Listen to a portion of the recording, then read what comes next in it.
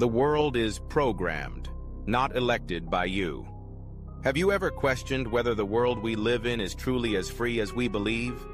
Politicians change, yet the core policies shaping society rarely shift. Why does mainstream media across nations speak in the same tone? And after every crisis, why does power become more centralized while personal freedom shrinks? This is not some sensational conspiracy theory. It's a quietly operating system, a tightly woven web connecting finance, technology, media, politics, and academia. 1. The economic brain, the invisible financial power. We're told we live in a free market, but look closer. BlackRock, Vanguard, and State Street, the three asset management giants, hold controlling shares in most Fortune 500 companies, from pharmaceuticals to tech, food to energy. This means they can influence the products you use, from research to manufacturing to pricing, control the information you receive through their stakes in major media and tech companies like the New York Times, CNN, Fox News, Meta, Facebook, and Alphabet, Google. When they control both the product and the narrative, they shape your beliefs and perception of the world. This is the reality of global asset-based power. 2. Politics is just a stage. Who's the real director? We vote for presidents and prime ministers, but who elects the IMF director, World Bank president, or CEOs of big tech? Those who deeply influence global economy and society.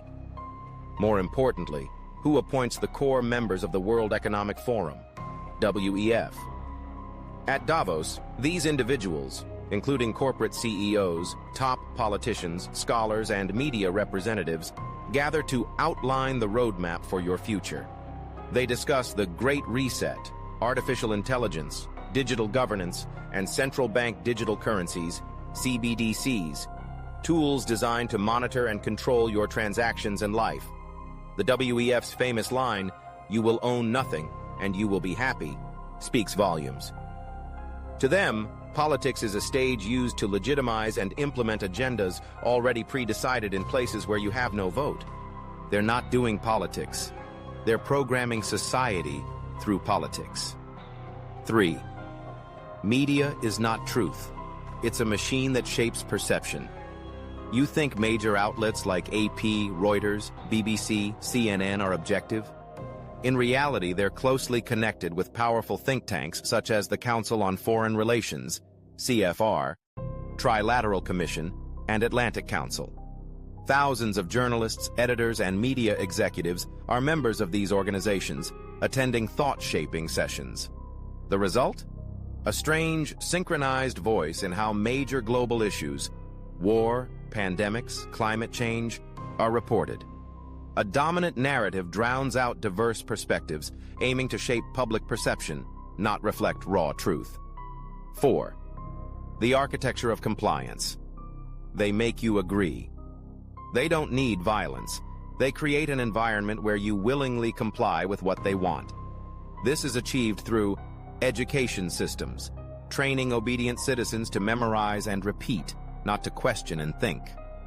Pop culture and entertainment, distracting you from real issues, encouraging instant gratification and materialism. Digital technologies, using big data and AI to build psychological profiles, predict behavior, and steer your decisions. Crisis management, turning every crisis into an opportunity to impose new controls, shrinking your freedom in the name of security or public good.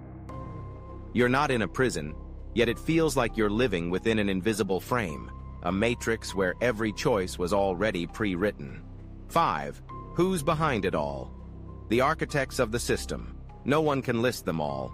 The system is designed to obscure the operators, but some clues point to old financial dynasties: Rothschild, Rockefeller, Morgan.